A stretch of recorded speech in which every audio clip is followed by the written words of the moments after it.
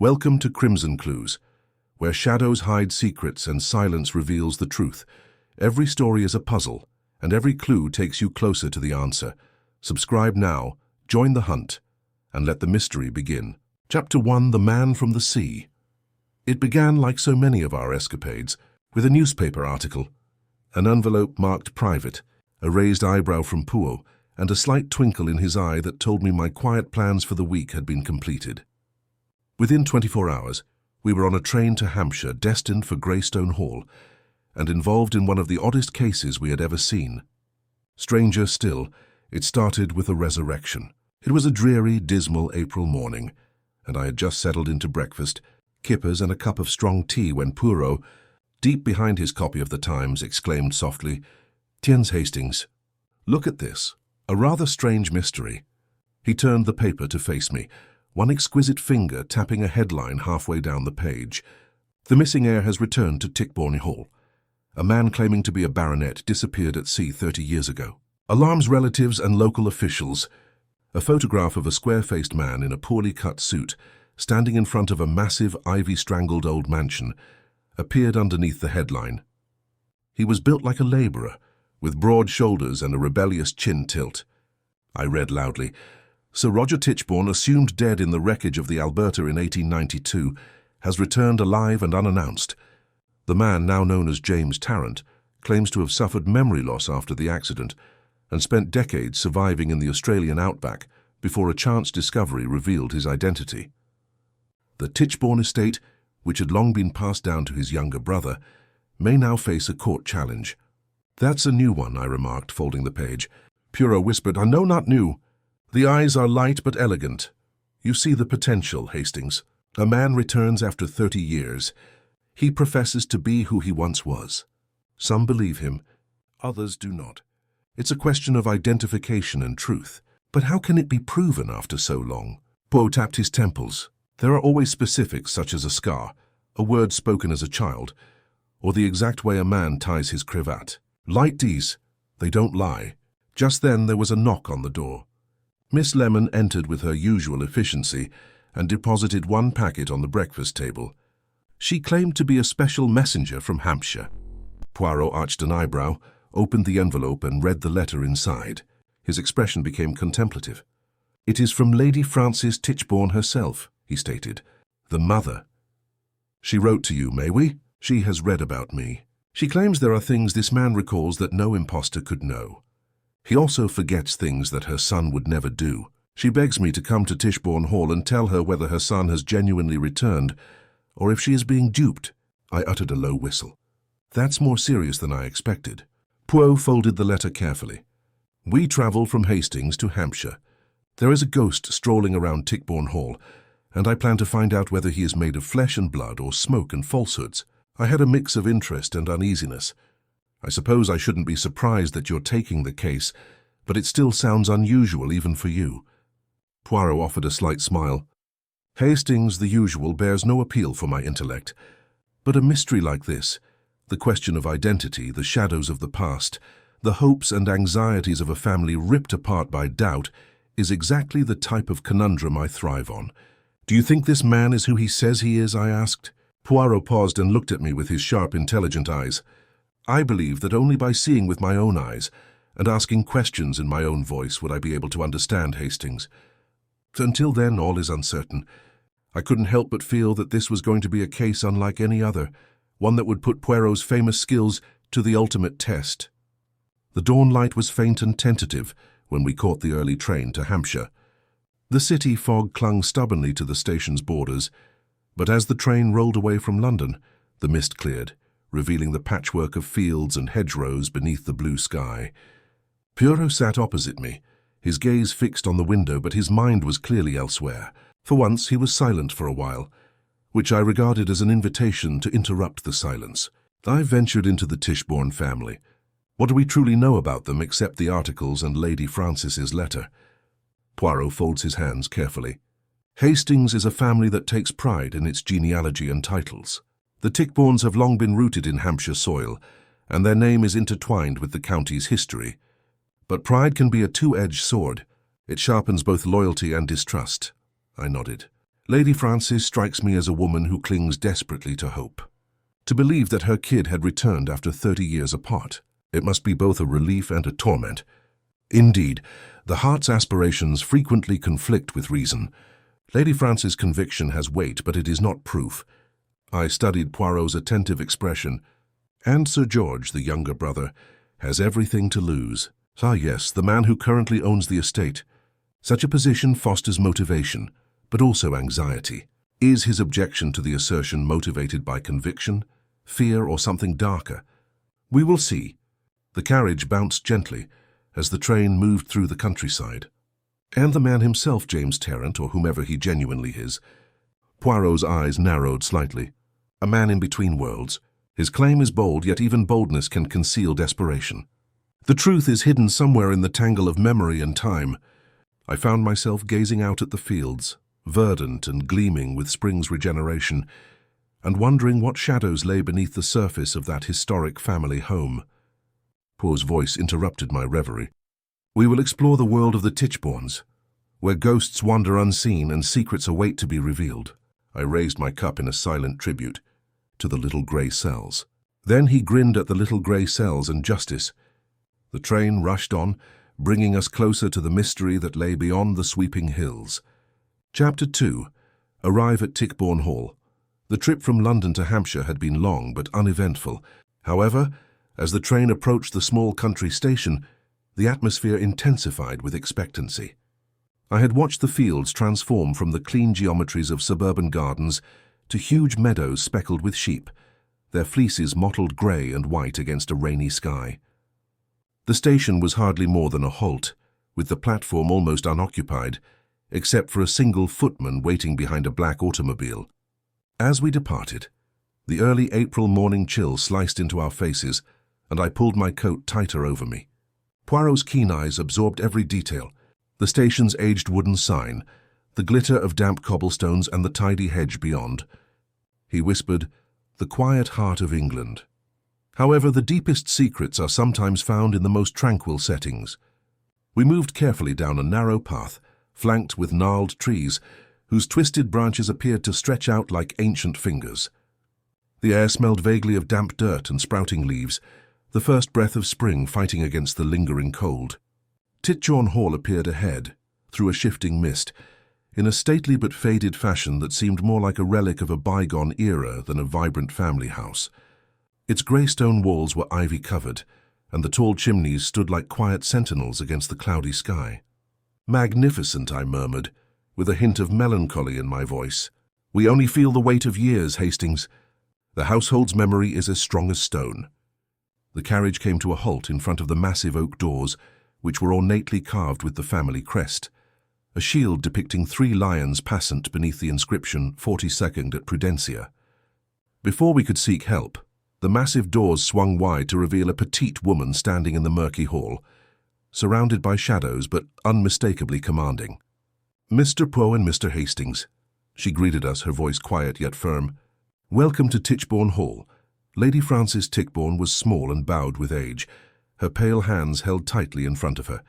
Her silver hair was drawn back in a tight bun, and her eyes were filled with the same piercing intelligence I had seen in the letters, mixed with tiredness and something like optimism. "Madame," Poirot murmured, bowing with his usual elegance. "It's an honor. Your letter described a deeply upsetting circumstance. I tell you that we will do everything possible to uncover the truth." She smiled softly, but the tightness in her shoulders betrayed her. "Thank you, Miss Poirot. I must admit that it is a relief to see a familiar face, especially one as alien as yours." I noticed the little quaver in her voice, and the way she looked into the hallway's shadows. From the darkness emerged a tall man with a rugged frame, his clothes plainly cut and slightly worn, as if he had lived a life far from the luxuries of a country manor. His face was square-jawed, his eyes dark and probing. He carried himself with a serene elegance that disguised his rugged exterior. "This is the man," Lady Frances stated softly. "James Tarrant, or as he insists, Sir Roger Tichborne, returned from the sea and the wilderness." I closely observed him. There was something fascinating about the way he looked. Not just the man in the portrait, but a live presence imbued with an odd combination of defiance and vulnerability. "Sir," Poirot murmured, inclining his head. "I'm Mousse Hercule Poirot. We came at Lady Frances' request to find out the truth about your allegation." He nodded, his gaze unwavering. "I know who I am. I've had the memory for years, in fragments at first, but enough to convince me. I hope this is enough to convince you." Before I could respond, a new voice cut through the silence. A guy approached from the far end of the hall, towering and harsh, his features hard and set with dreadful power. "Sir George Tichborne is the youngest son. You invited strangers into my home without my permission." His voice was frigid and his eyes flashed with rage. "And you want me to accept this impostor as my brother?" Lady Frances's hands trembled. "George, please." Poirot raised a hand, his voice calm yet firm. "I understand your worry, Mr. Tichborne, but this is a situation that requires patience and reason, not hasty judgment." Sir George's gaze shifted to the man in the middle of the storm. "Reason. What may be the purpose for this individual threatening to remove what is rightfully mine? The estate, the title, and everything my birth has earned. Your birthright does not guarantee the truth." Poirot responded quietly. "We must seek the facts, regardless of how inconvenient they may be."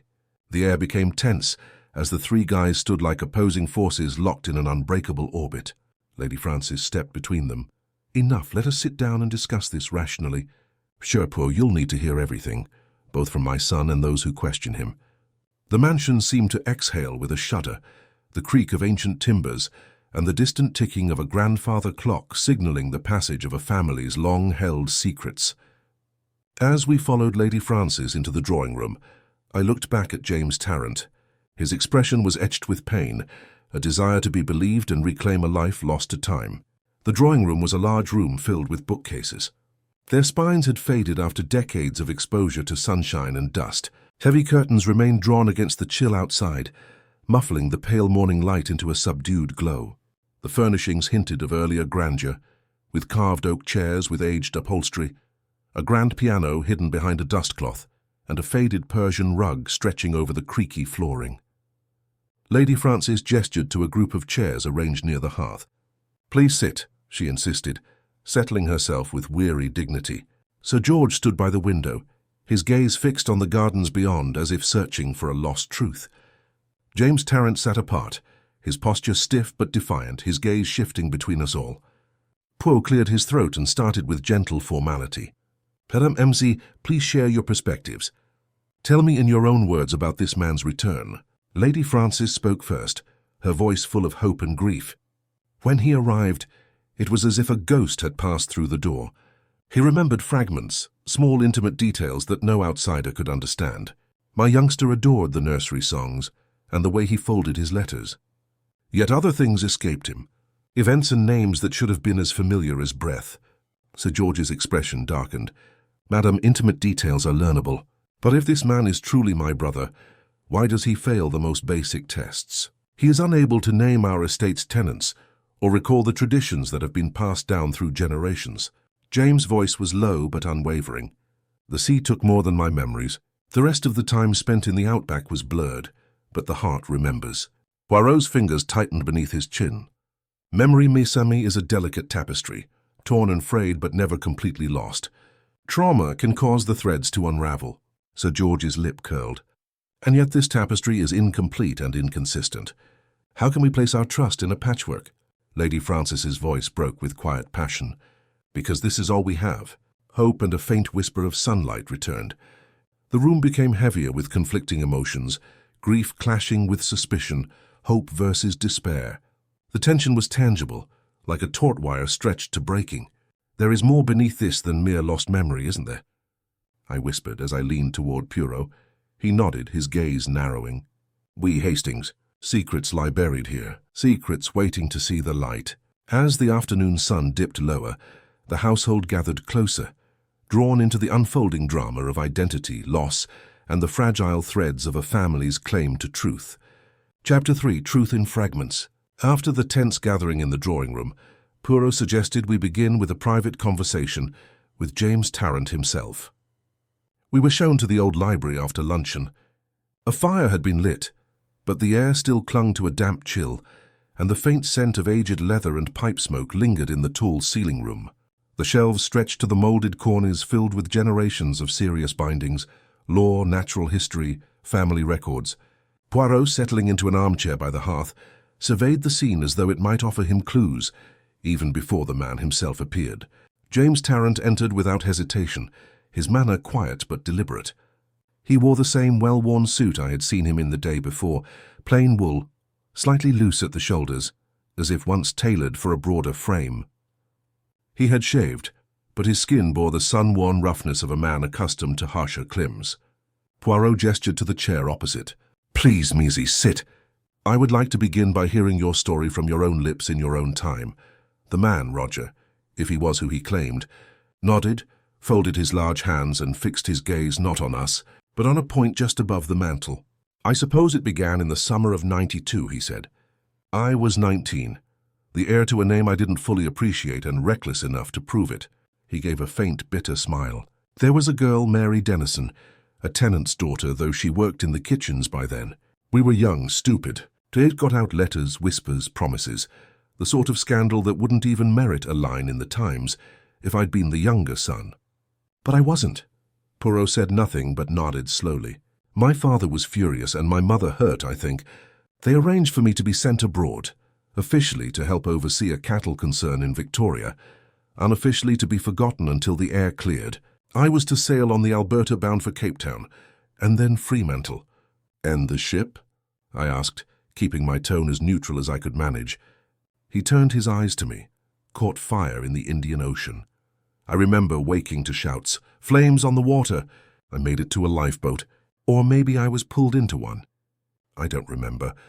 I woke on a beach in Queensland. A pearling crew had found me drifting in and out of consciousness. "You had lost your memory?" Poirot asked. "Everything?" he replied. "For months I couldn't recall a single thing. Not a name, not a home. Not even that I came from England. They called me Jim, it stuck. And you stayed in Australia?"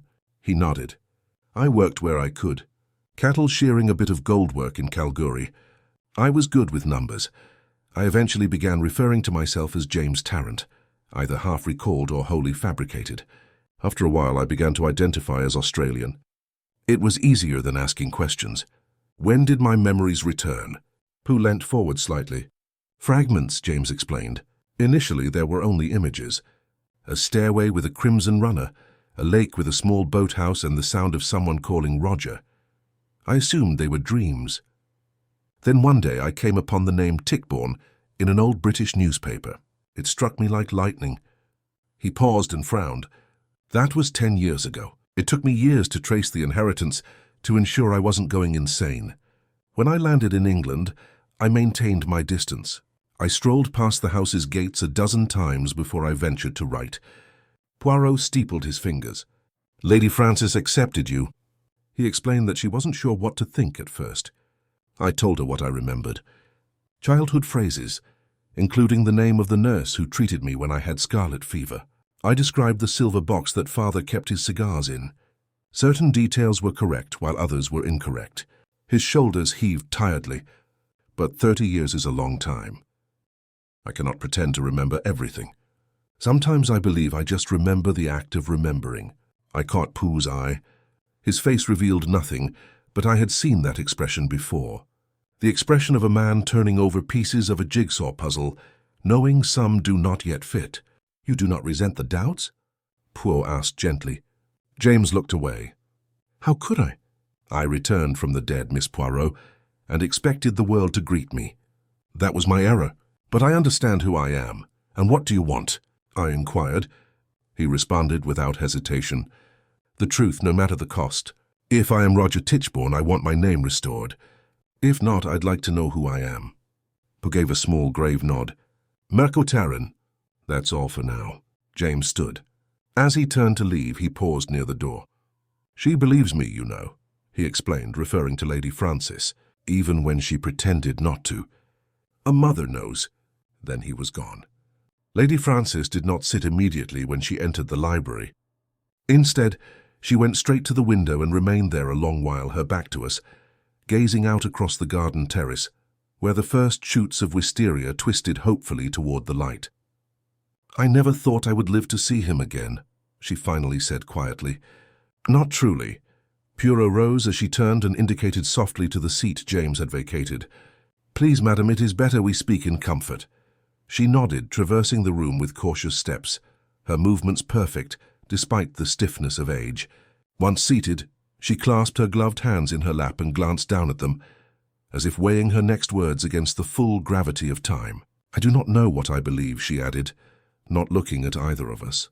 Or rather, I know too much to believe any one truth totally. You have seen the claimant closely, Poirot said. We spoke with him and gazed into his eyes. Do you feel he is your son? She closed her eyes. Some days, yes. I see in his eyes a glimmer of Roger.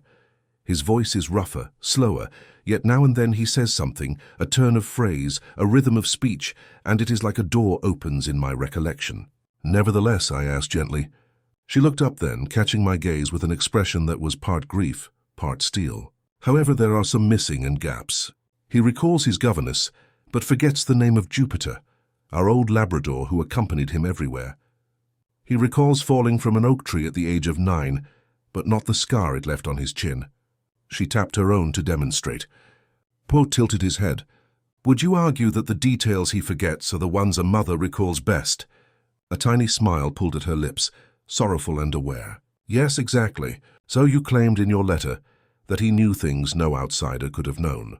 Poirot asked, will you tell me some of these? He remembered how his father polished his spectacles before scolding the lads. He also detailed the layout of a secret chamber in Roger's old writing desk. Details, intimate ones. And yet, Poirot continued softly, these recollections could be obtained if one had access to home documents or the confidences of a close family member. She nodded. It's not impossible. But who would go to such extremes for so long? I could see fatigue and strife in her eyes. Whatever else she was, Lady Frances was not a fool. Her thinking stayed sharp under the cloak of sadness. Tell me, madame, Poirot asked kindly but forcefully, what did you truly feel? The first time you saw him? She paused, and for a little period her poise faded. I felt my heart stop, she said softly. My Roger had a style of standing with one foot slightly turned inward. This man does the same thing without thinking. A child's gesture brought him into manhood without his knowledge. Can such a thing be faked? Poirot said nothing. I wanted it to be him, she said frantically. Maybe I still do, but I've lived long enough to question both desire and memory. What if I'm seeing what I want to see? Is there anyone who could have aided his knowledge? Poirot asked. Letters, servants, or friends? Her expression clouded. I fear so. Our previous governess, Miss Pilling, has maintained contact with several former employees. There was also the question of Baxter, my late husband's valet. He departed in tough circumstances, disgruntled. It wouldn't surprise me if he harbored resentments or secrets. And Sir George? Poirot asked cautiously. Lady Frances released a long sigh. George has never forgiven me for grieving Roger so terribly. He was always the cooler of the two, but this job has hardened him even more. I'm not sure if he doubts the man out of rationality or fear of losing what he believes is rightfully his. Poirot rose and offered her a hand as she stood. Madame, you have helped more than you realize. She nodded again and looked out the window. Poirot, if he isn't my son, please inform me gently. And if he is, may God help this house. We left her there, half lost in the misty light, her silhouette framed by curtains and dust, the weight of memory weighing down like stone lintel above the fireplace. Sir George did not wait to be summoned. He entered the library precisely 10 minutes after his mother had left, marching in with the confident clipped step of a man used to commanding. His tall body created a sharp silhouette against the room's rich wood paneling, and he held a riding whip under his arm. I believe it is intended as a statement of control rather than for actual use. He refuses to sit. If it's the same to you, Poirot, I'd rather keep this brief, he said. I don't believe in wasting time, especially with fantasy. Pooh tilted his head. Of course, monsieur, we will not keep you longer than is required. But you understand. We must hear all sides. George let out a short, unfunny laugh. Sides? There are only two, truth and falsehood. The pause was thick with the muffled ticking of the library clock. Pooh spoke gently. However, Lady Frances remains hopeful. She concurs, this man recalls intimate details, things only a family member would know. George's jaws constricted. Hope has previously blinded my mother. She wants to believe not only for herself, but also to get rid of the guilt she's been carrying about for so long. but memory is too readily influenced. Monsieur, the man's knowledge is incomplete or overly convenient. I examined him as he moved to stand behind the fireplace. His features, while more sharply defined than James's, had a familial resemblance, with the same angular brow and deep-set green eyes. Where James had conveyed a sense of calm desperation, George was all precision and fury, as if feeling were a struggle to be fought and won. "Tell me," Mizzy Pooh started, "what makes you believe this man is not your brother?" George's response was fast and almost prepared. "He remembers the name of my father's nurse and can recall the old billiard room, yes. But he couldn't recollect his father's pet name for him, or the rhyme we made up as youngsters that only Roger and I shared. He does not recall the story of George, the black sheep ram after whom I was called as part of a family tradition, and he is left-handed, whereas Roger was not. My brother fenced with his left hand, but wrote with his right. This man signs on the left." Poirot nodded while taking mental notes. I, ever vigilant, intervened. However, pain, years abroad, and memory can all skew reality, can they not? George's mouth twisted slightly. A life can be created out of crumbs and gossip. Is it difficult to picture someone doing the same? Poirot lifted an eyebrow. And the reason, the estate, the title, the weight of a name passed down through generations. Do you believe a man who has lived as a nomad would not be lured by the prospect of an English fortune? The silence extended. Poirot looked at him intently. "And if you are mistaken," Poirot's voice was calm but deliberate, "can you conceive if this man is your brother despite your convictions?" For the first time, a flicker of hesitancy, possibly pain, passed George's features, but it fled as quickly as it appeared. "I can't afford to imagine it," he added quietly. "I've borne this family for decades, Miss Poirot. I do what must be done, that's all." Pugh lowered his head in respect. "Please, Mr. Tichborne, your contribution will help our investigation." Without saying anything further, Sir George turned on his heel and strode out of the library, his footsteps crisp on the aged floor. I exhaled when the door snapped shut. "I have no doubts about him, Poirot." Poirot's gaze lingered on the locked door. "No, Hastings. However, sometimes confidence, rather than doubt, leads us wrong." The library was colder without George, a room, haunted by as many mysteries as the volumes on its shelves. Chapter 4. A Study of Contradictions. The next morning we found ourselves in the breakfast room, a less formal chamber that overlooked a little walled garden where dew hung to the rose bushes like a coat of silver. The stress from the previous day hadn't subsided. It hung in the air, thick and cloying like the aroma of old potpourri. "Well, Poirot," I responded, applying marmalade to my toast with more vigor than was entirely required. "What a trio! A mother who wants to believe, a brother who rejects, and a claim that appears to be both authentic and fraudulent all at once. And my head is spinning." Poirot, who was carefully arranging segments of a peeling orange on his plate, did not look up. "You're looking at the picture, Hastings, not the threads.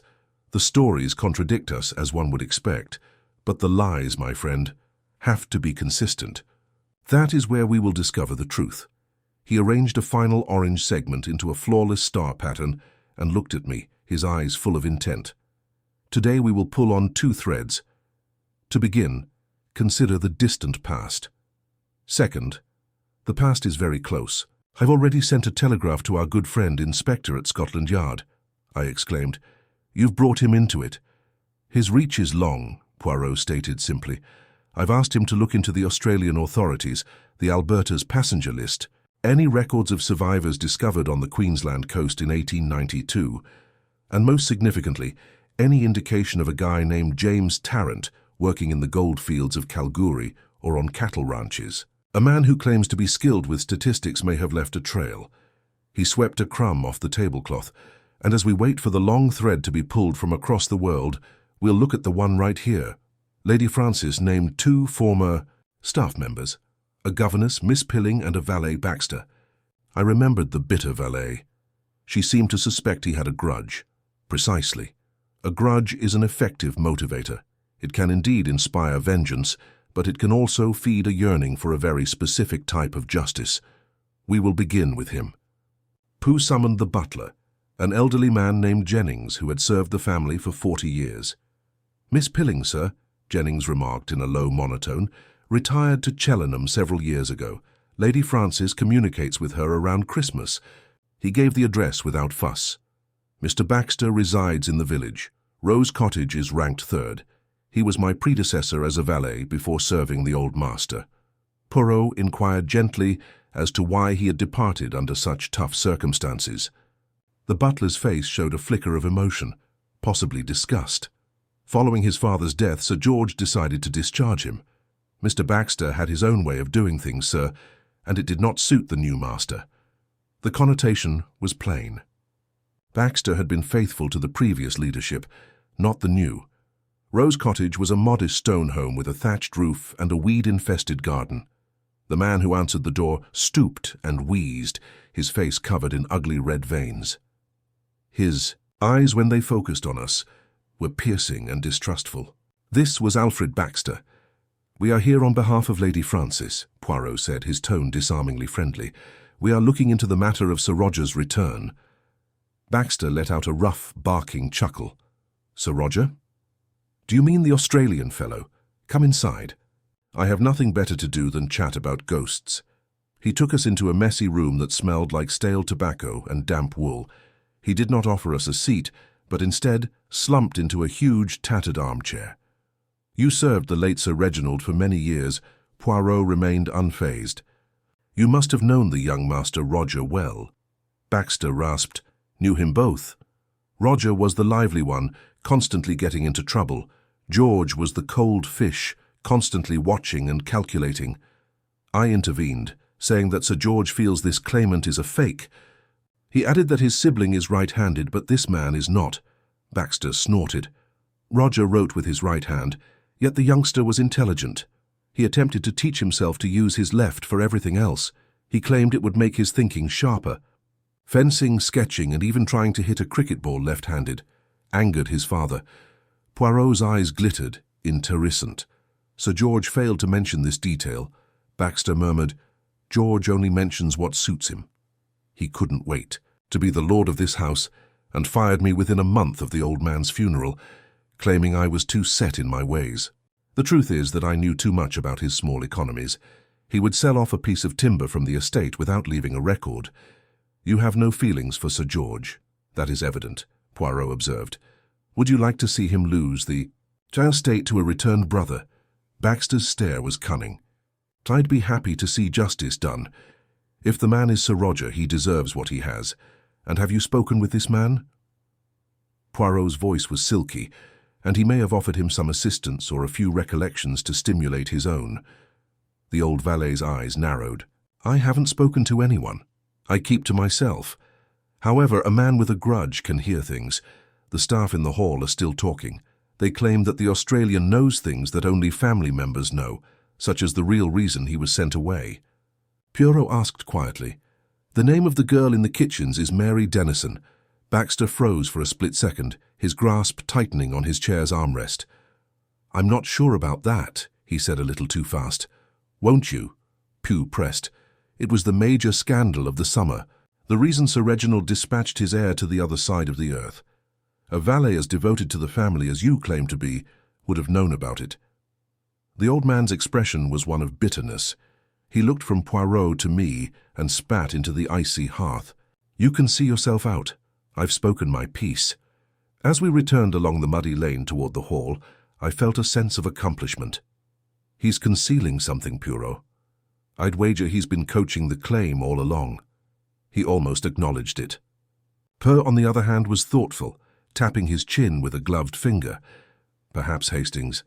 But what he said isn't what intrigues me the most. He pretended he didn't recognize the name."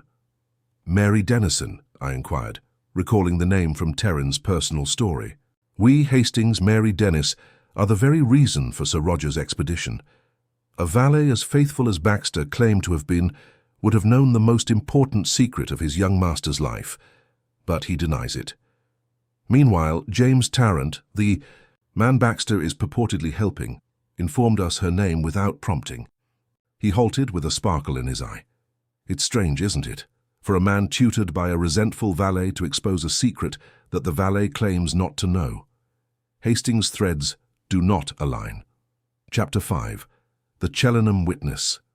Several days after our visit to the irritated Mr.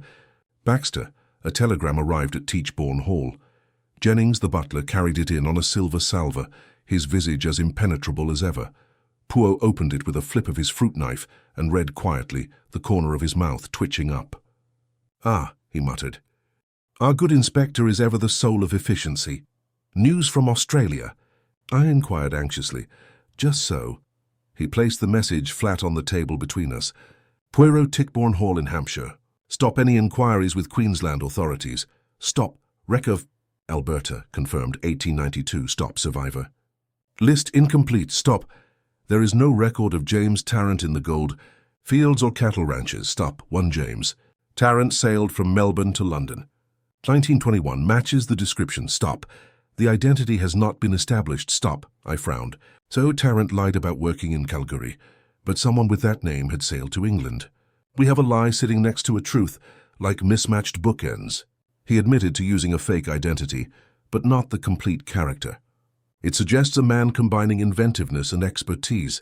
The question is whether he created his own identity, or had it created for him. He taps the telegram attentively. This James Tarrant could have sprung from nowhere or someone else's memories, but we must return to our English thread. Hastings, the governess, Miss Pilling, and Lady Frances, his former confidant. More than that, a governess bears witness to the formative years, to habits that no impostor could readily replicate. She could hold the key to the mystery. Miss Pilling's house in Cheltenham was tidy, symmetrical, and meticulously kept, much like the woman.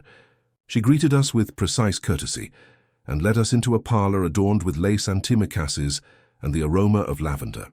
Her stance was upright, her demeanour efficient, and her gaze beneath gold-rimmed spectacles shrewd. "Lady Frances wrote to inform me of your arrival," she explained while pouring tea into porcelain cups. "It's quite the turn of events. After all these years, I must admit that I have no idea what to think." Poirot remarked kindly, "We are not looking for opinions, mademoiselle, only memory. You were the governor of both boys." She claimed that George was always autonomous, particularly with regard to Roger. He loved the company of adults since a young age. Roger, her expression softened. He was bright, inventive, and mischievous, but never unkind. He liked adventure stories, notably Treasure Island and puzzles. He would place traps in the nursery simply to see if I could find them. Clever if frustrating, Poirot sipped his drink and studied. When he could be bothered, he was quick with figures, solved issues mentally, and refused to write down his processes. His tutor despised him, but he undoubtedly possessed the spark. Poirot laid down his cup lightly. "And with which hand did he write?" Her eyebrows lifted slightly. "He's correct, of course. Only on the right," Pooh inquired calmly. There was a pause. "Well, now that you mention it," she replied, tilting her head. "There was a phase. He must have been around 14 when he insisted on training his left hand for writing, sketching, and even eating. They claimed it was to balance the brain. It infuriated Sir Reginald to no end, but Roger refused to be deterred." Poirot cocked his head, filing that away. "There are also bodily marks. Do you remember if he had any scars? Perhaps on his chin?" "Certainly.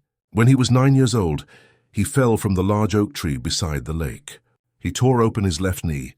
I've had a scar there ever since. He was quite proud of it. Regarding his face, I don't recall anything on the chin. I was always quite careful about such things." I looked at Poirot. Lady Frances recalled a scar on her chin. This was the second obvious contradiction. Poirot's tone shifted slightly. "We understand there was an incident with Mary Dennison, a kitchen maid." Miss Pilling's lips thinned. Yes, Roger became entangled. He was impetuous, always motivated by emotion. It was not intentional, but simply foolish. I guess he thought she'd been wronged. I informed Lady Frances that dismissing the girl so quickly was terrible, but it was not my place to intervene. She paused. Roger grieved it sincerely in his own way. Poirot stood and gave a tiny, appreciative bow. "Your recall is admirable, mademoiselle. Few eyewitness recall events with such clarity and objectivity." We left shortly after and returned to the car. The hedge slid past in green blurs, but Poirot remained pensive, one gloved finger tapping his chin. "Well," I inquired, "what do you make of it?" He did not respond at once. "Next we have a man who recalls being quick with numbers." "Confirmed. He recalls a specific fall from a tree." "Also confirmed." These are not things you read in society columns, Hastings. These are private habits. But the scar is exactly so. Lady Frances remembers one on the chin. Miss Pilling recalls only one on the knee. An elderly governess would care such wounds. Perhaps the mother remembers just what lingers in her imagination. I frowned. So does it help us? Poirot turned to me, his eyes sparkling. It tells us this. The claimant's information is not just detailed, but selectively detailed. Some realities, some absences, and some educated guesses. It's a patchwork. Either he is Roger, or he was tutored by someone who knows Roger better than anyone. Then who? He smiled with mischief. Mon ami is the next thread to follow. Chapter 6. The thread has been made whole. The late afternoon light, mellow and covered by rain, provided the vast drawing room a serene atmosphere as we assembled once more at Poirot's request. The fire had burned down. The walls appeared to lean closer, listening. Lady Frances, palms carefully folded to disguise her tremble, focused her gaze on the coins atop the mantelpiece. Sir George stood rigidly at the window. The fire of rebellion in his eye was now dulled by days of stress, and James Tarrant Roger waited with the unself-conscious composure of a man who has learned there is nothing more to confess. Neat and composed came forward, every gesture intentional, as though arranging his pieces on a chessboard for the last move allowed us to bring together what is known and what can only be felt. His voice, low and clear, broke through the silence.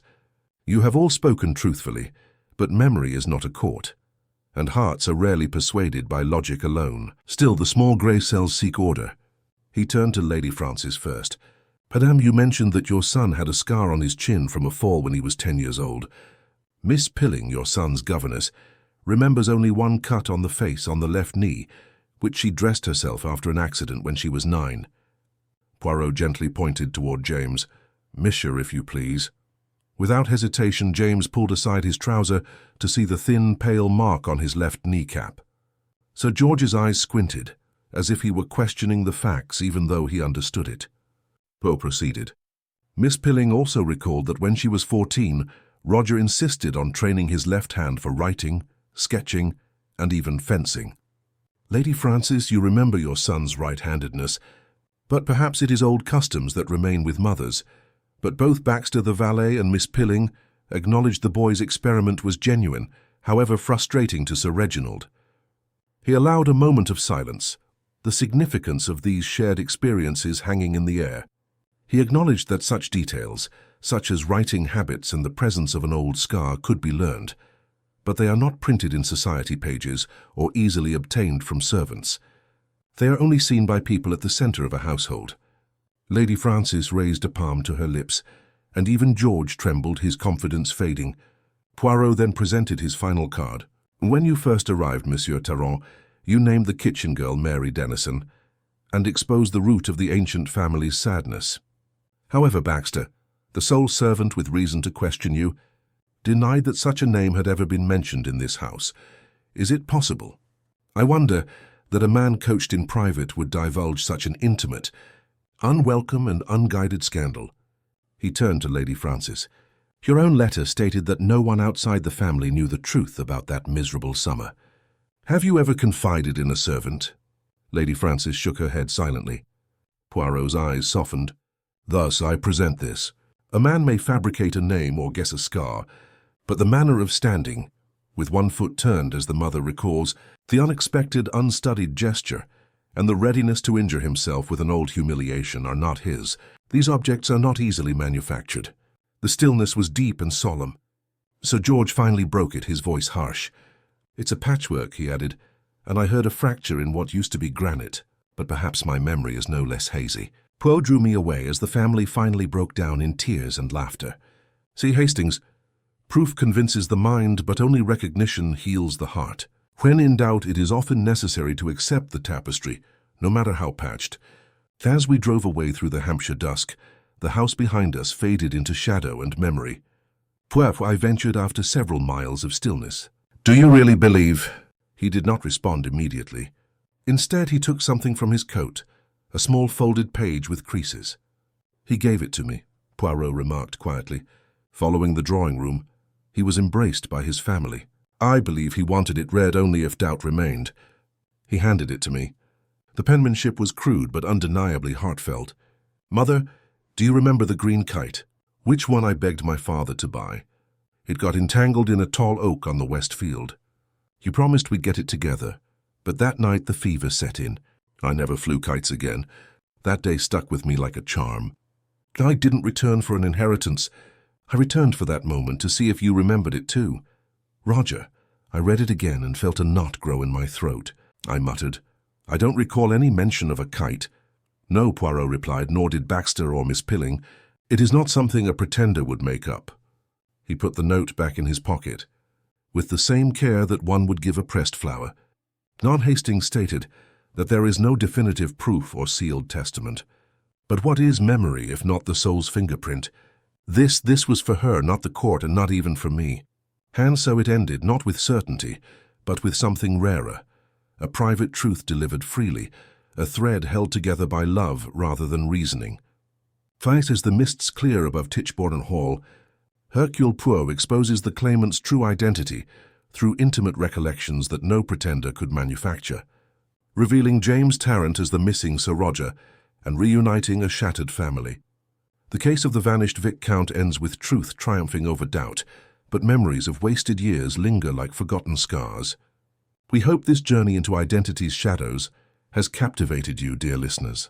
Did you trust the heir's story from the start, or were you persuaded by the brothers' skepticism? Please share your ideas below. If the case of the lost Viscount has piqued your interest, please like and subscribe to Nocturnal Tales for more suspenseful stories. Please support our craft by leaving a tip via Super Thanks or joining our membership link in the description.